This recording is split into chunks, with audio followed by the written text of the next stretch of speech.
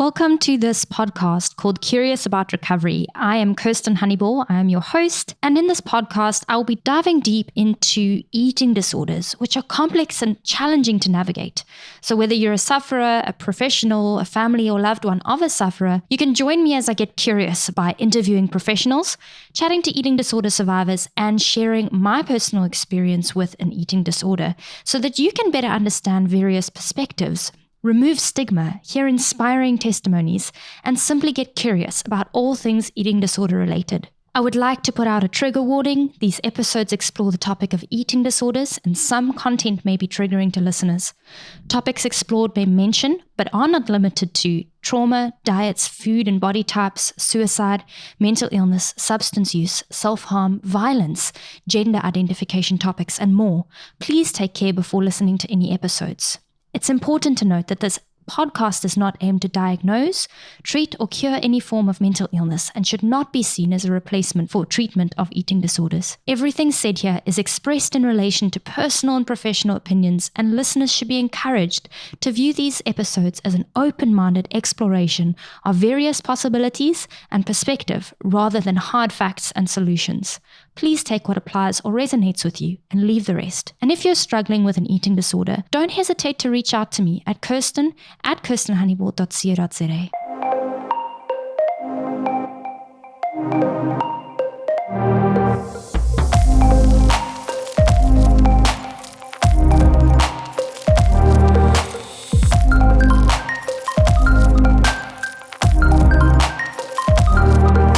Today we have Lori Haas on the show with us from Arizona. She is a 500-hour certified healing emphasis yoga therapist and has been helping people for many years to have a more nurturing, kind, and loving relationship with their bodies, as well as teaching them how to calm their nervous system. She loves creating and teaching therapeutic yoga tools based on the needs of the individual, the group, or the organization that she's working with. And she works with the foundation in embodying peace, calm, and connection. In her personal time, she loves hiking with her support tribe, enjoying a great cup of coffee, traveling, and studying topics related to neuroscience, the Polyvagal Theory, mind-body psychology, and trauma-informed yoga. So I definitely think we're going to have a wonderful conversation today because you just ticked all my boxes. Those are definitely things that I am fascinated with as well. So thank you for being here and thank you for being on the show. Glad to be here. Thanks for inviting me. So it's really great and refreshing to have a completely different perspective. I've spoken to dietitians, I've spoken to therapists, I've spoken to people who run organizations and stuff, but I really love the work you do because you're a yoga teacher, and so much of the work that gets done in helping people develop a healthy relationship to their food and body, people tend to focus on the thoughts and the mindsets and the thinking and the emotions. And yes, that's great. But there's this whole element that we tend to forget about when wanting to heal the relationship with the body, which is the body, So, I love the work you do. It's really amazing to have this fresh perspective. Maybe I could just dive in and say, what drove you to pursue yoga as a career and why are you passionate about it? And if you could tell me a bit about your journey. Absolutely. So I've been in the mental health field as a licensed psychotherapist for 30 years. Love it. Passion. I get to be a part of people's journeys every day. And then about 20 years ago was my first experience on the yoga mat. And I remember it like yesterday. It was so vivid, this experience of being with gentle movement, linking it with breath, having an intentional mindset of being in a place of presence and peace. And then everything was in sync. And the feeling, I still get chills of it today, was really this coming home. I just felt in my body with my breath in that present moment. And I knew in that moment I would teach someday. And then further down the road in teacher training, I recall reading all the yogic sutras and the philosophy and the principles of way of living, treating self and others. And really this 8-limb part of yoga is moving towards a connected presence. And when I was reading and studying and all the training, had another visceral experience of pretty much tears and just feeling like, wow, this ancient practice really has been a root of current day mindfulness and psychology. And I just felt like it gave the explanation for what I was feeling already. So I'm like, this is something. This is part of that toolbox beyond traditional psychotherapy. And then we might get into this topic on polyvagal theory. And that's been my more recent visceral missing link experience. It's like the neuroscience is now explaining the why behind therapeutic yoga. And just like you were mentioning, you can't leave out the body in recovery from eating disorders because the self-harm, the disconnection is happening in the body. So it's really about becoming friends with the body, which is kind of a thing that I talk about. So very long answer, but as you can tell, passionate, firsthand experience. I just knew this was something powerful. The crazy thing right now, and this is completely off topic, but so I tend toward more of an anxious nature in the person that I am. So when I show up to things, I show up usually on a higher level of energy. Sometimes it's a negative, sometimes it's a positive. But immediately as you started talking, I had this feeling of my energy just slowed down in a positive way. And it was like, wait, I've actually got to drop into this moment and be present in it. And it's amazing that just you as a person and the way that you're speaking and the way that you carry your energy has just kind of transferred through the virtual platform that we're on. And I feel calmer just speaking to you. I'm just like, wow. Thank you so much for sharing that, as I'm right there with you. I think my orientation has been an anxious mind and body and perfectionism. Those are kind of things that I need to stay on top of, and self-care. So it's a reminder we're not alone. And this, what we call co-regulation, even though we're in different countries, and we're speaking a universal path right now. It's an embodied experience. So thank you for sharing that. And that's cool that that vibe has come across, because the other thing I would say on that is sometimes I just feel like I'm a vehicle, and this ancient practice of yoga, when I go there, it's just speaking through me, and I can get out of the way. The ego, the perfectionistic self is able to take a back seat. It's funny that you say you're a vehicle, and this is also off topic, and I am going to actually get back to the yoga and the you and all of that. But the name of this podcast is Curious About Recovery. And when I abbreviated it, it's CAR, which is car. And I was like, hey, maybe this can be a vehicle for like how people can get from one place to the next in their recovery. So that's super cool that you said that. Yeah. I love it. The work that you're doing, so amazing. And I've felt those times when I've been on my yoga mat and I've just been like, this is where I'm supposed to be doing the work, and I'm definitely going to be picking your brain about the polyvagal theory, because I'm fascinated, but I definitely don't know enough to be able to like speak into it. But something that comes up for me is I think the struggle that a lot of people who come into recovery and are maybe thrown into a certain mindset that is not a balanced one, and they have a fear of any form of exercise, of any form of body movement or anything, because maybe they've come from a history of exercise addiction or over-exercise or something like that. And the idea of moving the body is like a very scary one to drop into, because what if they go too far, I mean, I know like yoga can be a very, very challenging practice. You can take it too far if you're not nourishing your body, if you're not listening to its cues and all of that. So how do you as an individual, and maybe how do you help people find the balance in how you're supposed to practice the art and the philosophies of yoga? Great question. Yeah. I mean, it's really back to that. It's the embodied experience. So it comes from, an education and, sharing of what might be going on in terms of the instructions.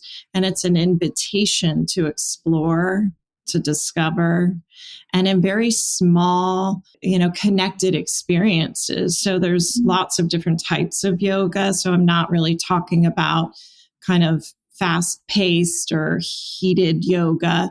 This is more about a mindful-based practice, which means, noticing, being present, and really starting where you are. A lot of times the centering of the work that I do in the start is really checking in right now. Where am I right now? And not to just change that because maybe you want to or you think you're supposed to, but to start noticing, and what's happening off the mat shows up on the mat. And then we can use that as a practice, and how to maybe note after that noticing, maybe it's bringing a softening, maybe it's bringing the breath to a place that feels tense, tight, scared, and then some of that shifting consciously versus unconscious then is able to be taken off the mat. So it's a very supported in an invitation and choice and an empowerment, and noticing is the mindfulness based aspect of it. So I'm not sure if I answered your question totally there, but I think what I take from that is this idea of yoga doesn't only look one way. There are lots of elements of yoga that are very important to take into consideration, and that the meaning of yoga is to develop that nurturing, graceful, and gentle approach to oneself and one's noticing. I once heard someone say, one of my favorite yoga teachers, he said that if all you do is take a breath, you've practiced yoga. And I was like, that's so cool. Yeah. And you speak into this idea of, what's happening on the mat. We're connecting with our bodies. We're noticing. And we're, at most times, I'm assuming, coming to try to not judge what's going on. And I guess that this would be a way to practice then how we deal with life, if we make this space for ourselves. But at the same time, you're working on, and like you've said, you're working with the central nervous system, you're working on neuroscientific level, like with things with the Polyvagal Theory. So, let's jump in. Can you tell me about this theory and what it is and what the body's role in mental health is? Yeah. Let me pause back and go back a step if you don't mind. I mean, to me, at the base root of what yoga means, like the person said, is the breath, really means union and unite. And I've simplified it in a way that works for me is connection. And the way I see people going through eating disorders, it's a form of disconnection. It's been an unconscious coping mechanism for stress to turn the volume down on heavy emotions or too much or too overwhelmed, and a way of escaping or, protecting, things like that. So then if yoga is connection and eating disorder behaviors are disconnection, then we're trying to bring the disconnect into connection. And then that's really where the healing and the blossoming comes from. And it's with tools. So it's not like they're going to face, the lion's den without tools. So then in the polyvagal theory, it really, I'm still so fascinated with it and learning myself. And I just see the layering of it. So it's a little bit hard to put in a nutshell, I guess, but it's based on Dr. Stephen Porges' model that was created about maybe 20 years ago and worth looking up. But it's about how our nervous system is reacting on our behalf. So when we're in a safe and a connected sort of space, we feel more socially connected. Humor and laughter and so forth can come in. We feel more grounded. When we're in the part of the nervous system that is called sympathetic, there might be mobilization urges. There might be active overdrive or fight flight sort of experiences. So that anxious sort of nature can be there and be present. And down the ladder, as they describe it in polyvagal, is what they call dorsal vagal, part of the nervous system, where the overwhelm becomes too much. And there can be like a collapse or a shutting down, an isolated, a depressed sort of energy going on. So then now that I've said somewhat of the polyvagal, if you go back to what your question was on that, how would you say it? Taking in this information about the polyvagal theory and what we know about the body's almost stress response, I think, to on a physical level, how does this play into helping someone who is experiencing maybe triggers in an eating disorder, or perhaps high anxiety or depression, or just the food and body relationship in general? So how can one take this idea of movement into practice in their mental health journey? So that's a great question, a big question. So part of the polyvagal theory is starting with that education piece. So people start to know where they're at, what's activated in their nervous system. And then second thing, what is triggering that and how to evolve beyond that. So then if someone's in a sympathetic or anxious sort of state, I think in one of your questions you had posed before we talked here, so if someone's on the mat and they're just having a really hard time settling into stillness, sometimes that can be in that aspect of eating disorder where staying active, go, do. But if we look at it from a protective part of the nervous system, relaxation might feel scary. It might feel uncomfortable. It might feel foreign, or something has given a signal to stay on alert. So to me, it's really, there's a phrase or a word in the psychotherapy world called pendulation, which is kind of moving towards what might be uncomfortable or scary with tools, breath, mindset, posture that supports a calming space, but while addressing some of the anxious energy, and then kind of like a pendulum moving back towards a rest point or something that might be more calming to someone who's active can actually be a little bit of mobilization. So like even with food, if someone's eating, what are the ways to help ground before eating, to feel the breath is able to flow freely, to be in that embodied space that we've talked about earlier of coming home. So it's like setting up I call it layering approach, the breath, the posture, the mindset or mantra, and then focusing on intention and attention to help support what you really want to be feeling. That's kind of the base of yoga therapy to me. I can definitely hear that, and how I might picture that being helpful for an individual where because an eating disorder is very stressful, and it can, the emotions, especially a person who is experiencing eating disorder recovery, there might be a whole bunch of new emotions that they're experiencing, new things that they're having to cope and navigate through. And for instance, in my early recovery, I used to get panic attacks if I couldn't get rid of the food that was in my body, and to be able to say, you're having an emotional or a mental response, stress response to this thing that's really, really scary, which is food and your body.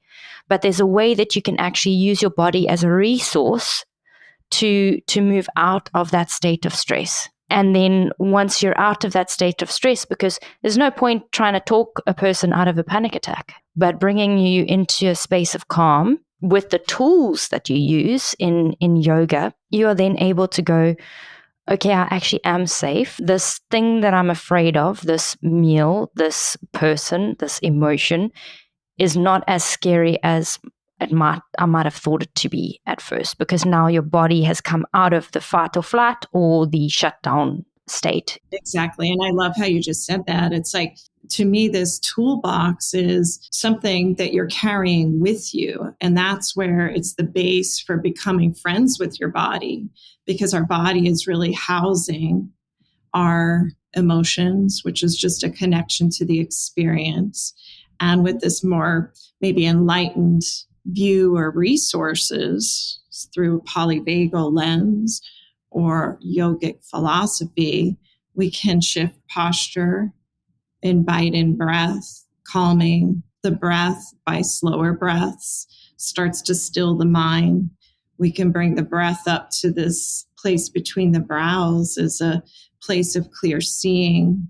And all those resources, think about it, is all housed right here in our bodies. So journals are great. That's, an external tool that we can use. But the more we can become friends with our body, I call it inviting in your inner best friend, your inner supporter, your inner compassionate self, anything that resonates for someone to have kind of a higher way of looking at being there for yourself. Yeah. So I guess in saying that, the way to break free from the bondage of our fears in our bodies is to drop into them and actually see them as a part of the process rather than something we have to get away from. That's right. And it's really a learning. It's because to me, an eating disorder is an unconscious coping mechanism for stress. And in the book chapter that I had written with Carolyn, Costin, which was an amazing experience, the title was on flowing with emotions. So emotion just stands for energy in motion.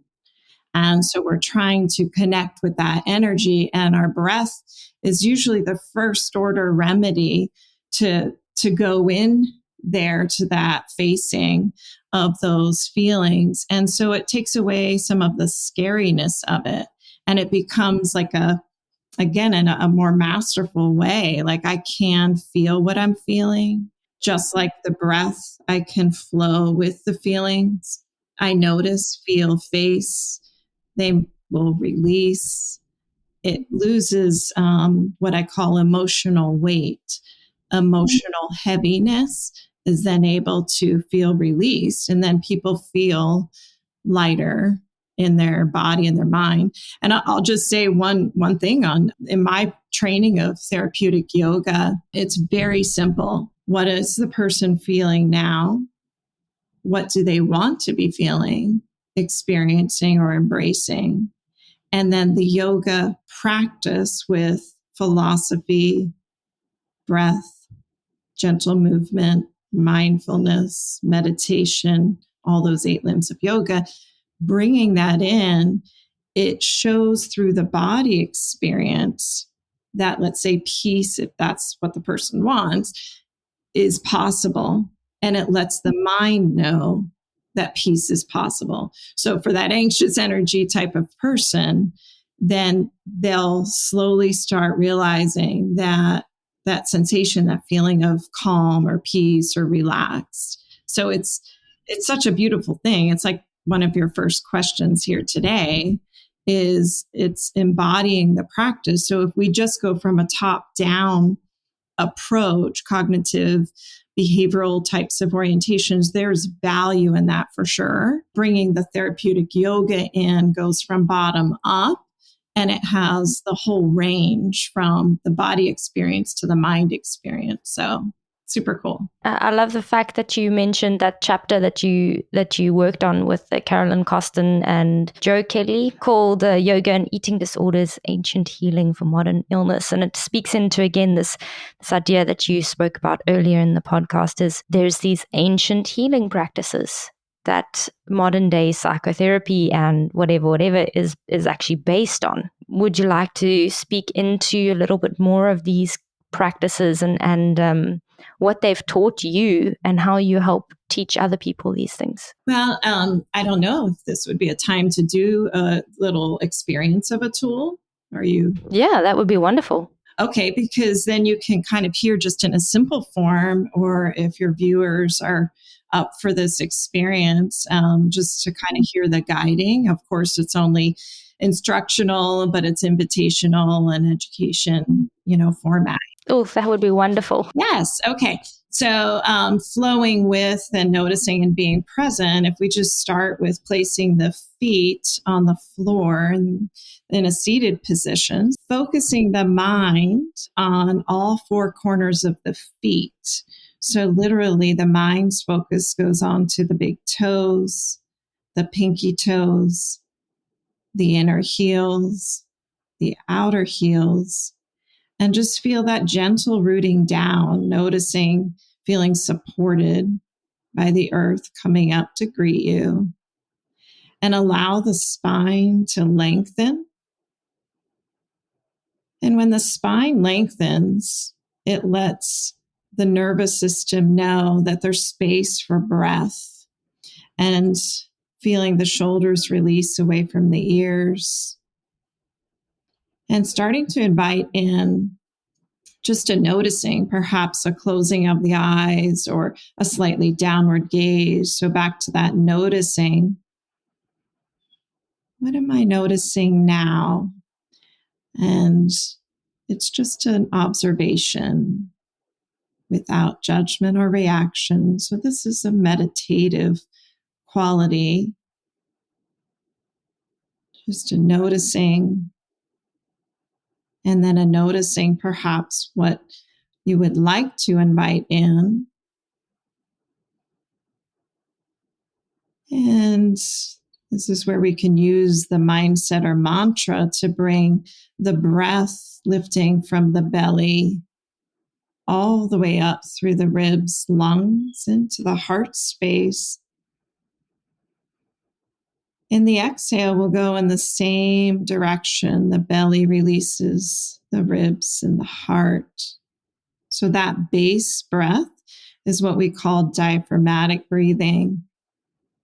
And that base breath, when the exhales are longer, it invites in calmer.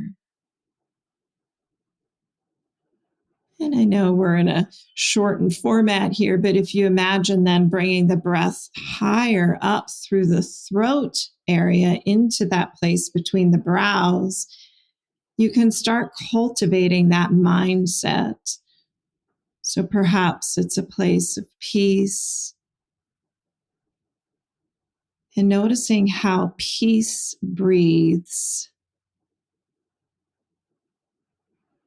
And for some people, again, that might be uncomfortable. You just notice that, you say hello, and sending that compassionate,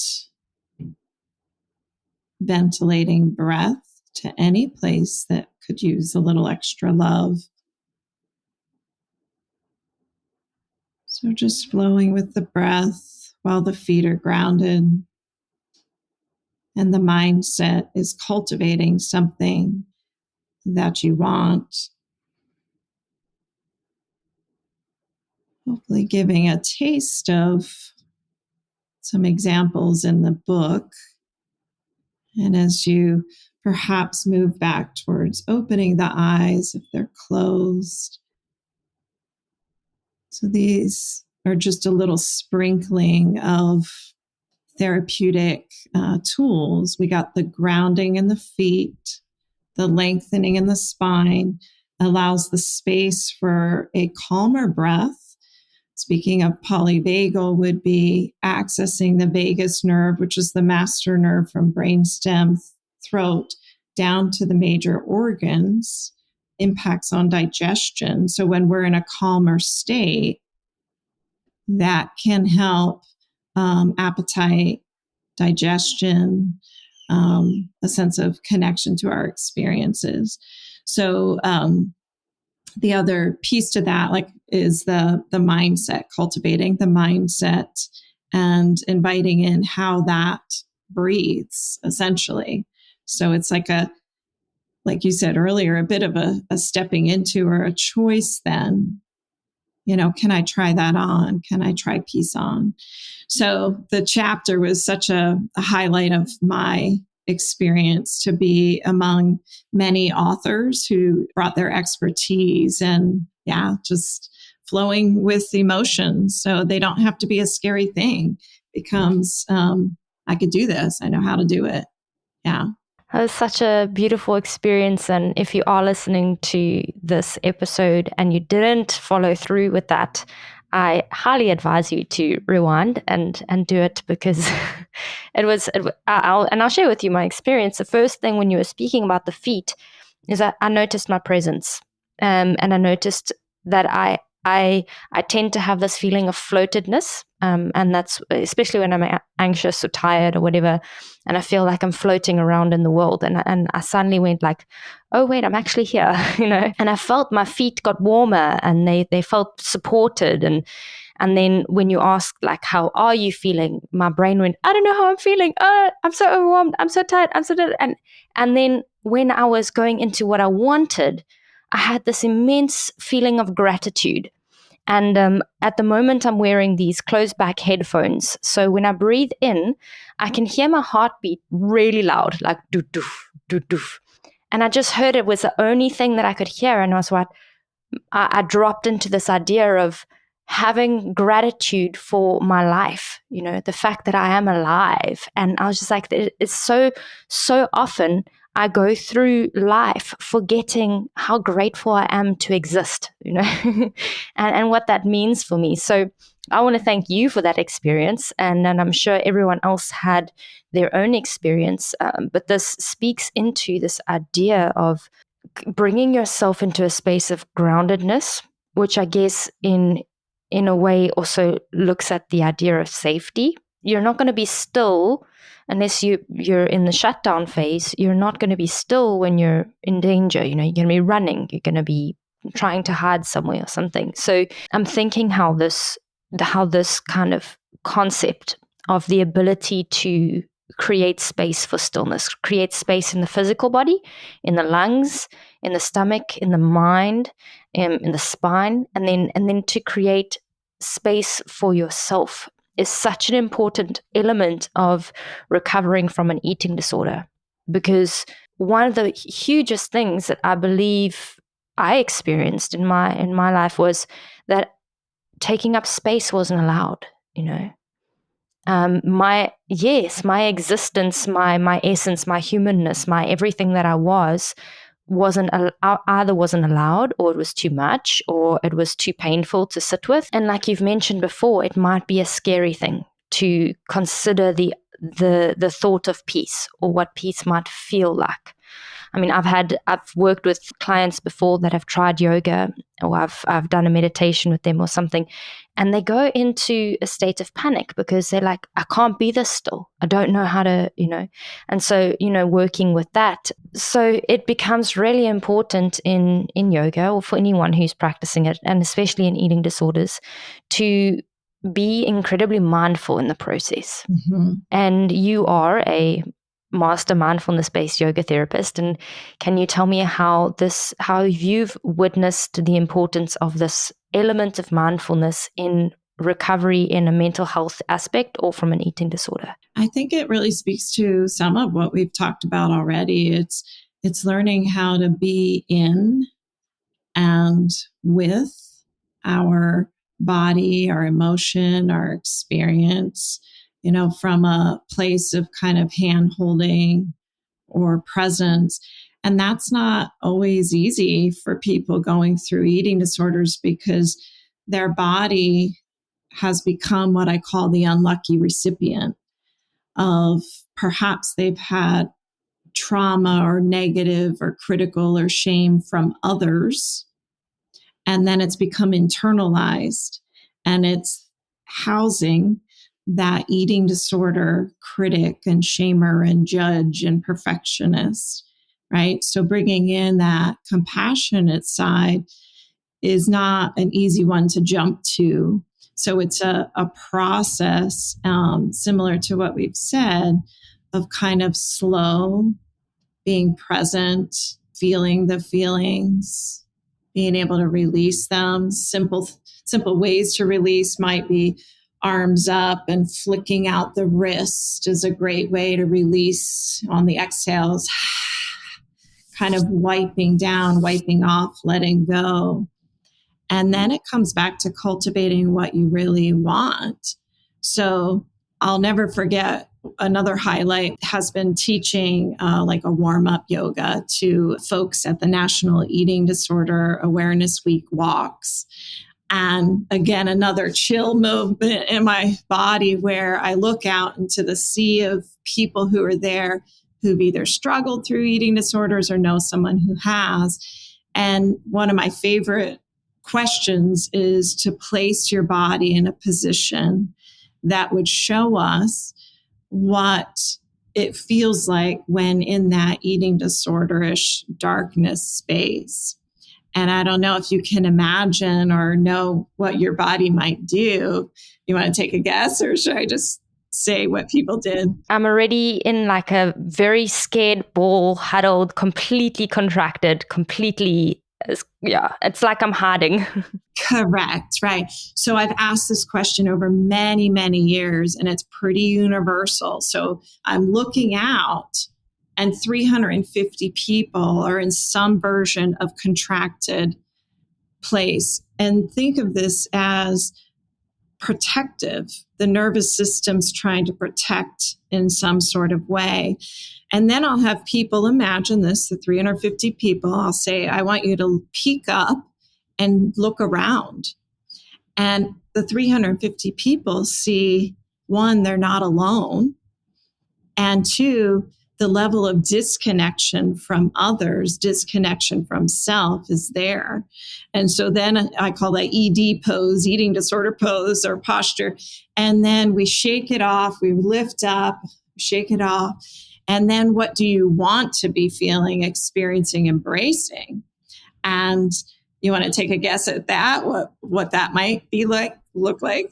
Expansive, I can imagine. Yes. So think of even your word expansive. It's some variation. The heart space is open. There's an upward gaze. A lot of people will have their arms up overhead. We call this I-1 pose. And it's not winning in terms of competition. It's winning in terms of, living life. And then I'll say, I want you to look around at the 350 people and see what you see. And so when I look out and I see this sea of expansion and people are connecting and they're there, supporting this cause of walking together. So it's really about that process, noticing when the contracted yet protective yet destructive way of coping, because from polyvagal lens, my theory is the eating disorder behaviors are a way that people are trying to regulate their nervous system, regulate their emotions. They might have learned that going to food was comfort and provided some safety from others. But those of us who have gone through eating disorders know that's short-lived and it's temporary. It's not truly nourishing. So it's really about having that experience of noticing when in that contracted state, what is the breath really doing? There's really a clenching, a contracting. I can't breathe, but that's become so strengthened. And then moving to this more expansive way of being, which is exactly all the 8 limbs, yogic philosophy, breath, movement, posture, withdrawal from senses into the higher limbs of yoga, concentrating, meditation, and a place of oneness. So the oneness, then we're back to coming home. So then it's not about escaping. It's about being in and experiencing and being present. And I got this. It's like, I call it becoming friends with your body, and your viewers can't see the visual, but it's like one hand is up, the other hand's the other. This is me, this is my body, and it's connecting together instead of a butting of heads. It's a connection. It's saying, hey, you're my fellow traveler, body, and let's journey together.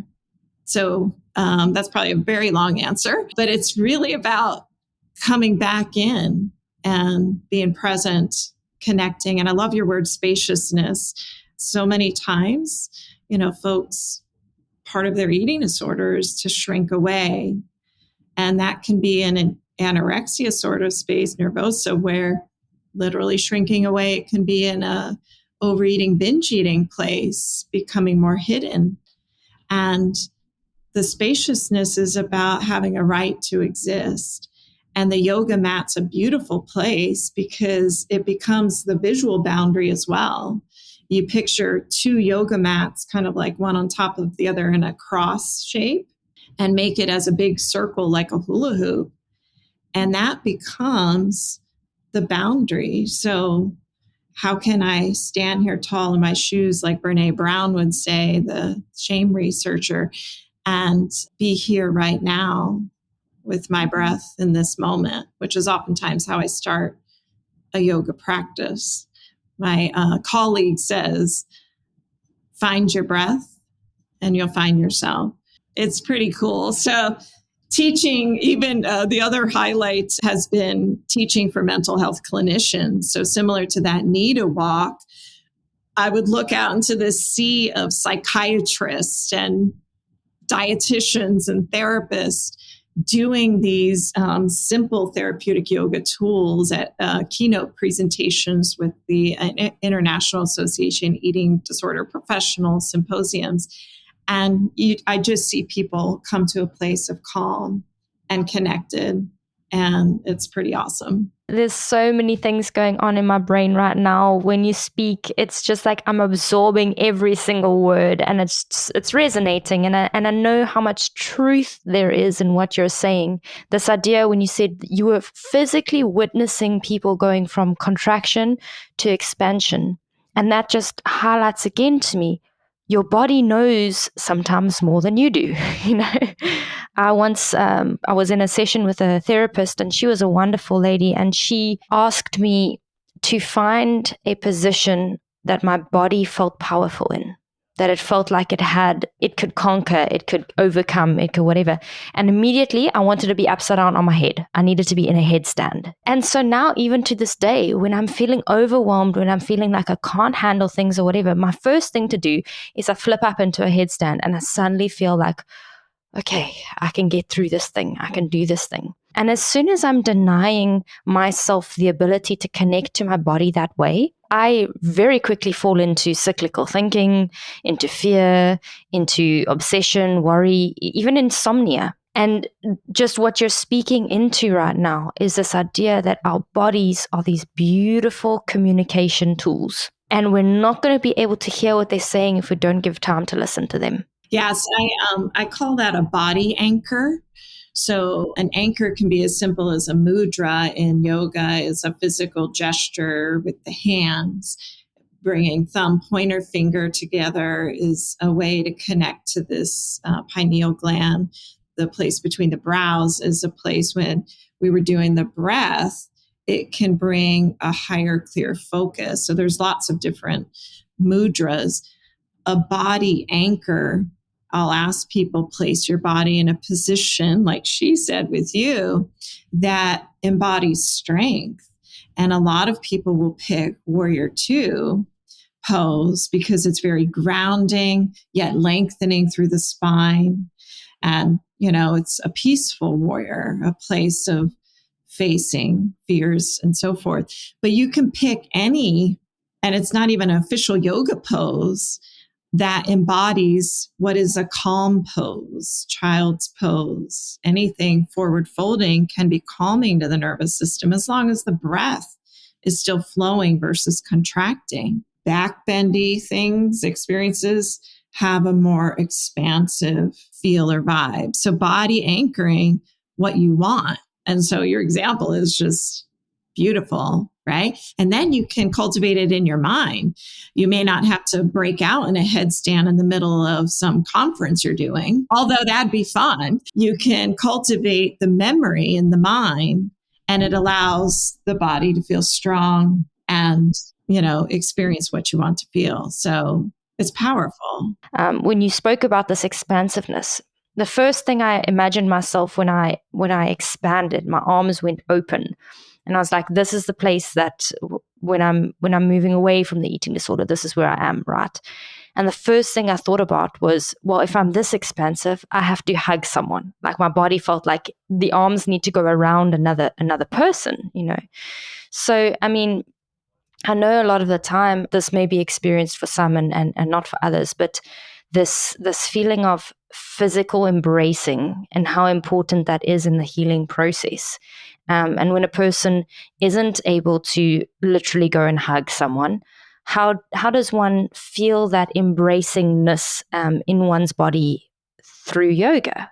Obviously, today we have virtual platforms of that kind of connection, which, maybe has been sparked more out of the pandemic. So in polyvagal theory, it's really any sort of place where there could be some social engagement and feeling a part of the hormonal aspect of oxytocin released and feeling a safe, secure attachment bond. So it's like being with maybe like-minded people or practicing together or, even pets, animals that can have that warm, fuzzy feeling back.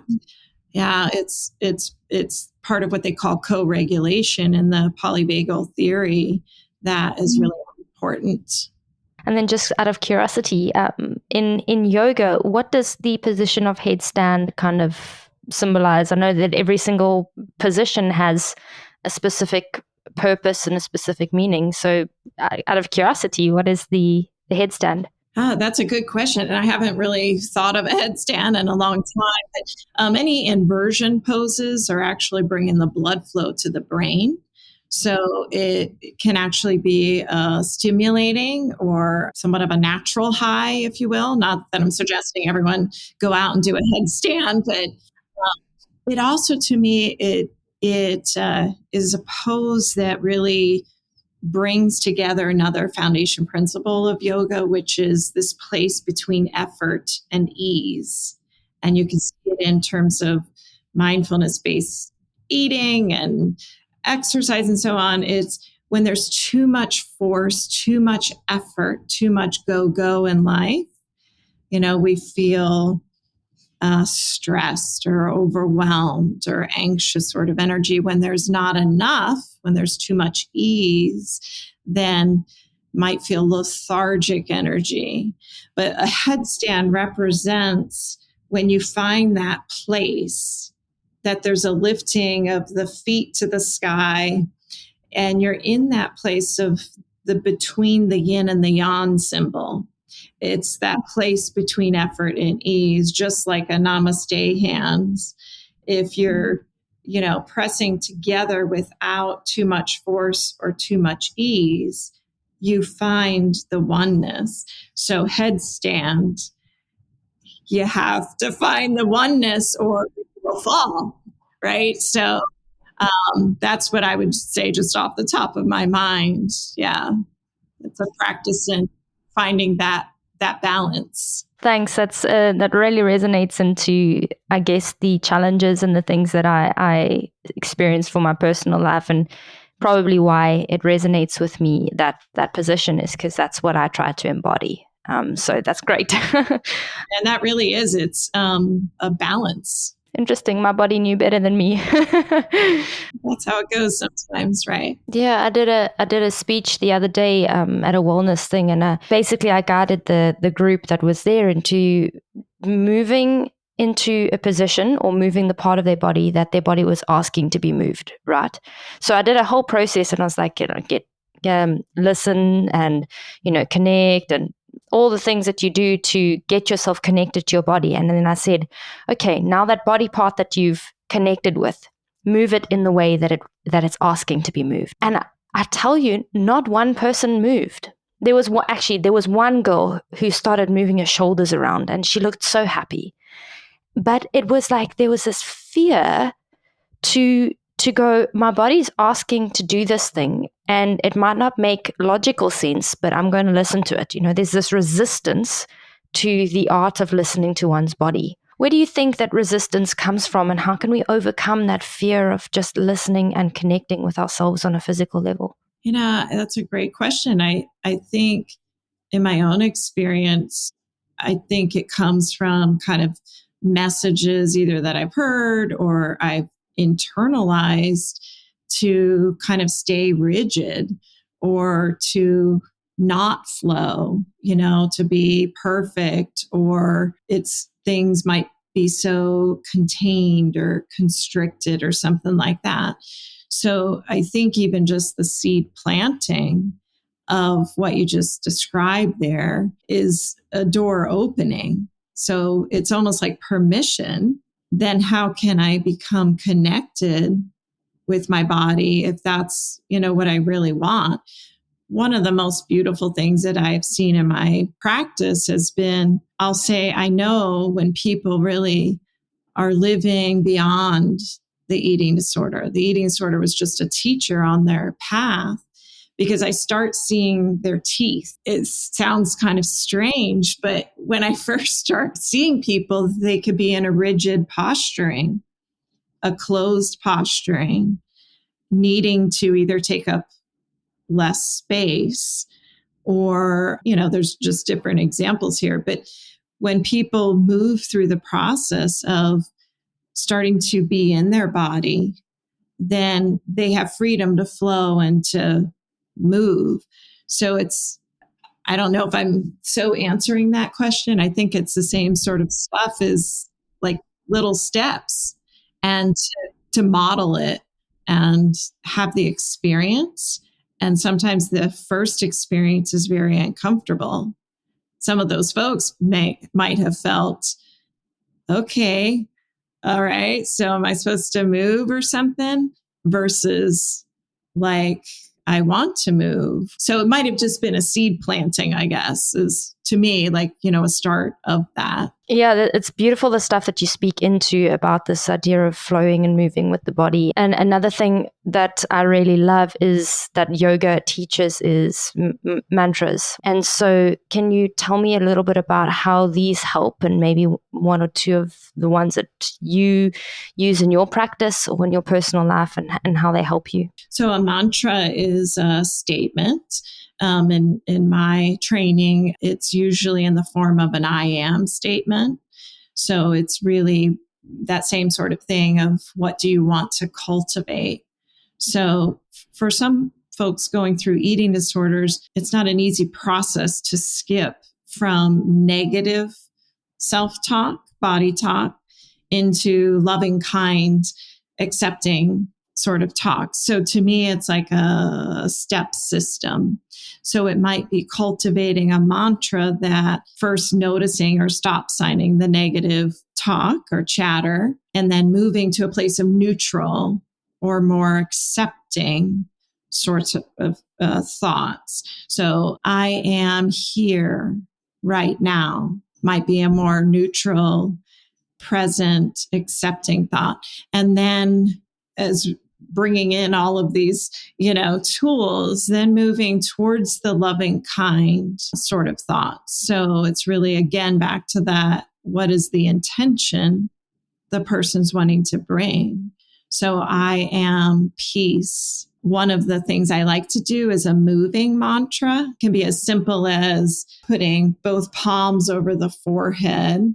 So it's an I and it expands the heart space if you're in a seated position. The am is like arms up over around like a sun. Peace will flip palm over palm at the heart space and you solidify in your word. So it would be I am, the arms go up overhead and around, peace. And so as you can hear a slowing of the message, you could bring in a color, an image, the breath of peace. And then there's that layering approach again. So the mantra becomes the intention, and then creating the practice that supports that. Then it becomes embodied once again. So not always easy, but you start where you are. So it's hard. Have you found that too? Like it's hard to jump from, people going through years of negative and body talk, right? Like, so I think of it as a stop sign. And is there a way to stop, maybe ground and send the breath, and then move to your next moment? And then eventually moving towards those neutral sort of mantras. And then ultimately moving to the intention that you really want to be experiencing or creating. So mantras, I think, are pretty cool. Yeah, I love this idea of moving to a space, because I think what can happen is if you try to just throw yourself with these positive statements that you don't believe, you're going to experience cognitive dissonance. You're going to experience probably more resistance, more anger, because I remember looking at myself in the mirror and going, I can't say I love myself, but what I could say was I'm getting to know myself, which is something I believed and I could say to myself, and it was believable. So this idea of going to a neutral space first, and then when you're ready, going to a space of positive thoughts or ideas that you want to cultivate for yourself. So definitely for anyone who has heard about things like affirmations or mantras or anything like that, if you're struggling with it, go to a space of neutrality first. And focus on the slowing down of the thought, the slowing down of the thing that you're saying, so that it can resonate and it can sit and you can be with it. Because in the process of eating disorder recovery and in yoga, stillness needs to be a priority. And when you're finding resistance to that stillness, don't be angry at it. Observe it and think, how can I move through this resistance? Or how can I be with this resistance? And then how can I cultivate the state and the feeling or the thought pattern or whatever that I wish for myself? It feels like this hour that we've been speaking to each other has just flown by. It's been amazing talking to you. So a couple of questions just before we wrap up. I'd love to know if you have any message or any words that you'd like to share with people, maybe not who have never done yoga, who are in recovery from an eating disorder and would like to explore this.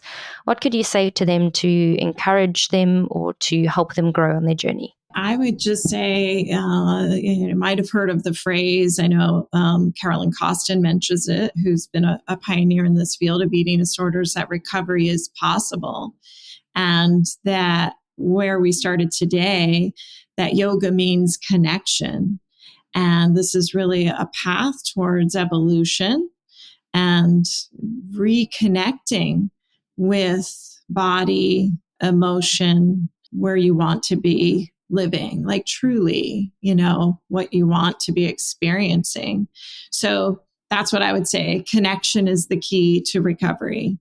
And when people are there, they're like I was. There's a coming home. There's a in syncness. There's an aliveness from a polyvagal lens. They're in a ventral vagal space where, it's like at the Nido walk, when people are in that expansive pose, they're able to see life from a different direction. So it's possible, and just continue to show up and find providers, or, yoga is just one way. But if anything resonates on this topic, it might be, trying to find that avenue. Yeah. Okay. So is there anything that you're specifically working on at the moment, and how can we get in touch with you if we're trying to, if we want to follow you on social media, if we want to contact you? Yes. Well, part of my wish list right now is really kind of bringing this 30 years of practice and knowledge base on the road, essentially. So I would love to travel. The ultimate might be like a villa in Italy, if I really put it out there, or, some beautiful place to have women's retreats and, bring these educational tools and practice of moving towards self-acceptance, body acceptance, calming sort of tools. And then I still love teaching to clinicians, or being a part of, workshops or events that really share the passion and have people learn. I call it a sprinkling of yoga tools. So they're really simple based and mindfulness based. So that's what I would love to keep doing. Yes. And then how to get a hold of me, Lori Haas Yoga is my Facebook page. Would love to connect with anyone there. Say a shout out of if you've listened to this podcast, and then I will post future offerings. So Lori, LORIHAAS Yoga. And my YouTube channel is the same, Lori Haas Yoga. The website is yoganourishment.yoga.